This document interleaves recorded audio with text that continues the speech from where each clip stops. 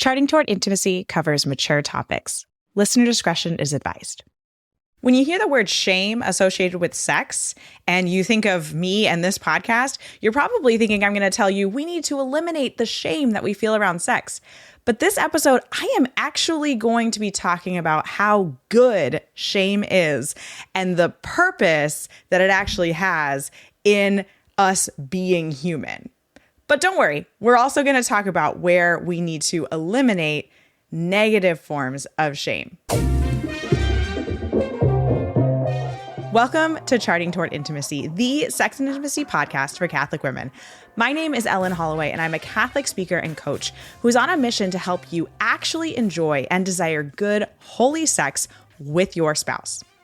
So today, I'm going to be bringing you some insights on shame from the book Love and Responsibility, which was written by St. John Paul II before he was Pope. So this was written as Karol Wojtyła when he was Bishop of Krakow.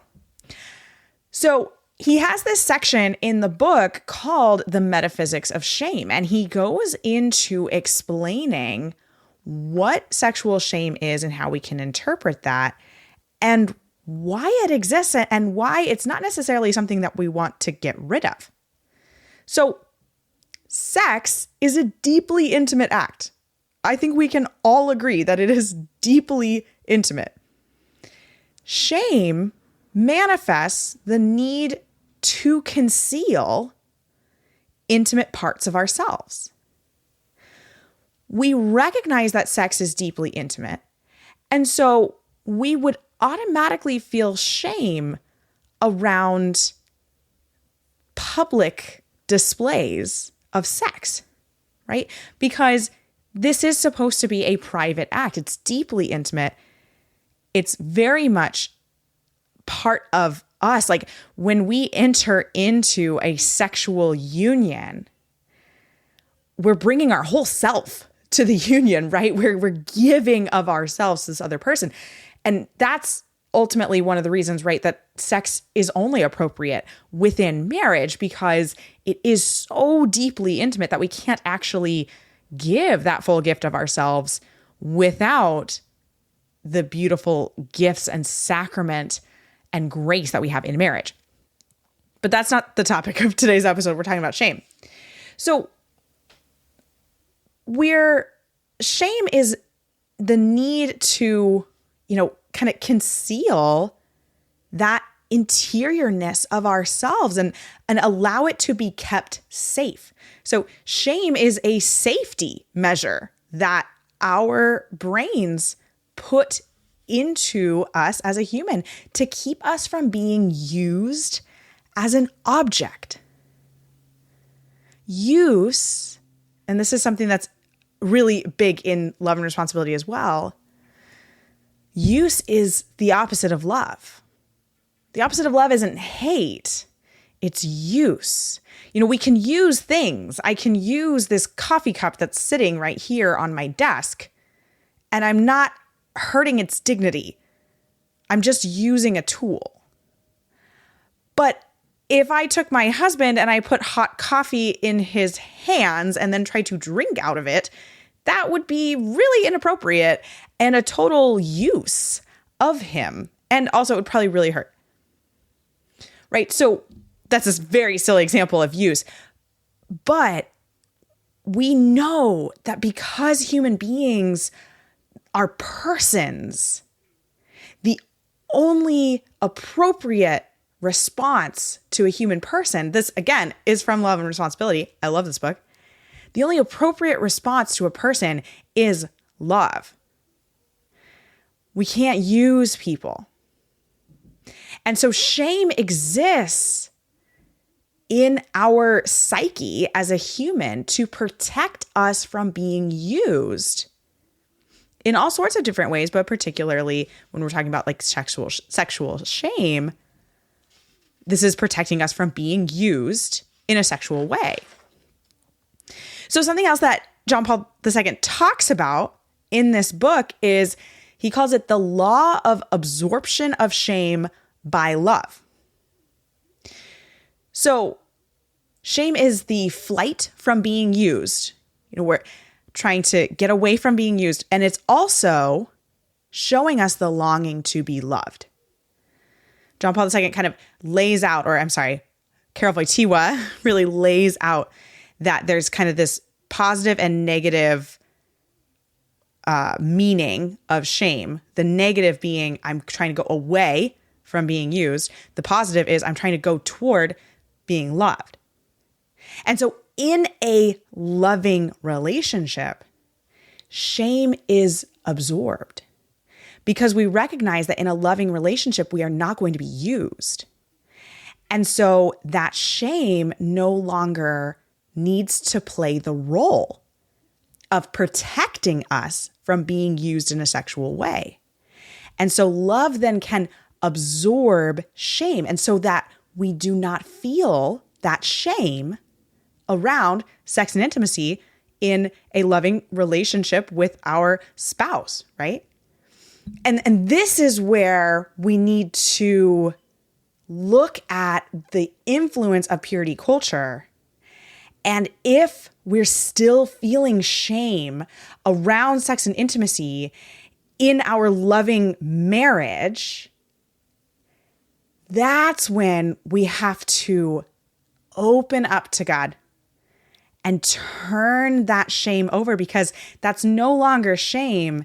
That's now prudery. And that is what Karol Wojtyła says we need to really eliminate.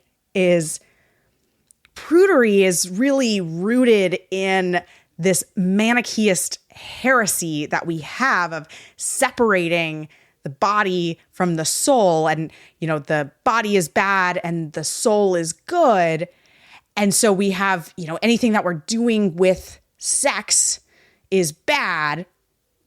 And so I'm just going to stamp down anything that has to do with sex. There's a quote from Love and Responsibility: prudery consists in concealing one's real intentions with regard to persons of the other sex, or with regard to sexual matters in general. A prudish person tries to make it appear that he or she has no interest at all in such matters. Indeed, he is prepared to condemn them, even the most natural manifestations of sex and sexuality. And what he means by natural manifestations of sex and sexuality is within marriage, that natural purpose of sex to unite the spouses and to be a life-giving procreative act, right? So it's not that we need to get rid of shame. It's that we need to look at what role is shame playing, and am I letting purity culture, am I letting this Manichaeist heresy influence how I'm thinking about sex and intimacy? And I love his wording here that, you know, the most natural manifestation of sex and sexuality, right? Marriage, this deep unifying bond, the sacramental bond that we have, where love can absorb that shame. There's another quote from Love and Responsibility about that absorption of shame. Wojtyła says, "Only true love is capable of absorbing shame. True love ensures that the lived experience of sensuality and affectivity are permeated with the affirmation of the value of the person to such an extent that treating the person as an object of use is excluded." Okay, lots of words there. What he's talking about with sensuality and affectivity is how we respond to persons of the opposite sex. So sensuality is being enamored, being interested in the body, how it looks. This is something that's very common for men, a little bit less common for women. This is actually something that Wojtyła talks about in the book, that sensuality is something that we see a lot more in men. And then affectivity is being attracted to the other qualities of the person, maybe not as much the body, but the way that this person talks and acts and things that this person does, and that women are more tended toward those kinds of responses. So that's what sensuality and affectivity are. And so what he's saying here, true love ensures that the lived experience of sensuality and affectivity are permeated within the affirmation of the value of the person to such an extent that treating the person as an object of use is excluded. So our love for this person and our enjoyment of their qualities, which is absolutely a part of love, our enjoyment of their body, our enjoyment of how they act and think and do things, all of that is permeated by true love in such a way that we can't use the person because we recognize their value and we know that we cannot use that person. And so that's really ultimately where love is able to totally absorb shame, because you as a person who is receiving that love of another person, you know that you're not going to be used. And so shame is able to just dissipate. It's absorbed by love. The first time that we see shame is right after the fall. I was afraid because I was naked, so I hid myself, right?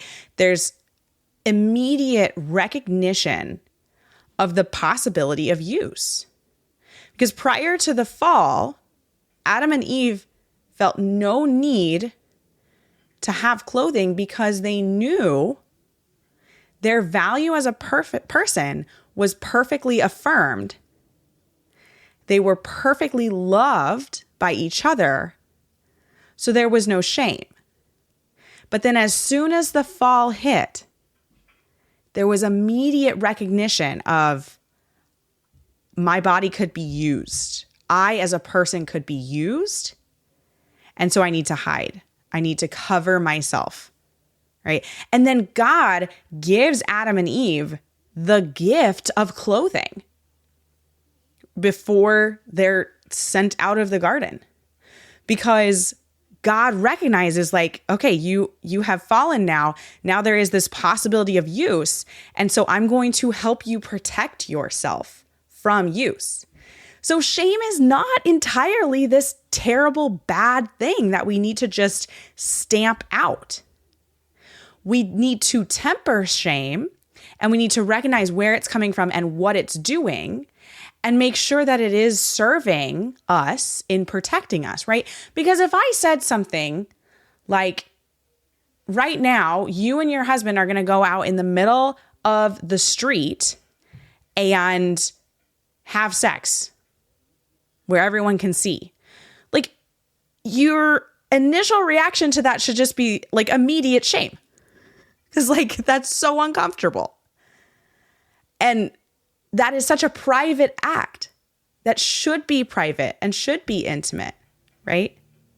And so that shame is protecting you from doing something that would lead to the potential of your use.